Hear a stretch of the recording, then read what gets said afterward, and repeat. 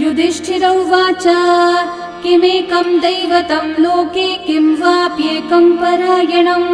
स्तुवन्तः कं कमर्चन्तः प्राप्नुयुर्मानवा शुभम् को धर्मः सर्वधर्माणां भवतः परमो मतः किं जपन्मुच्यते जन्तुर्जन्म संसारबन्धनात्। श्रीभीष्म उवाच जगत्प्रभुं देवदेवम् अनन्तं पुरुषोत्तमम् स्तुवन्नाम सहस्रेण पुरुषस्तततोत्थितः तमेव चार्चयन् नित्यं भक्त्या पुरुषम् अव्ययम्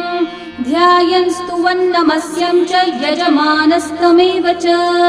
अनादिनिधनं विष्णुं सर्वलोकमहेश्वरम् लोकाध्यक्षं स्तुवन्नित्यं सर्वदुःखातिगो भवेत् ब्रह्मण्यं सर्वधर्मज्ञं लोकानां कीर्तिवर्धनम् लोकना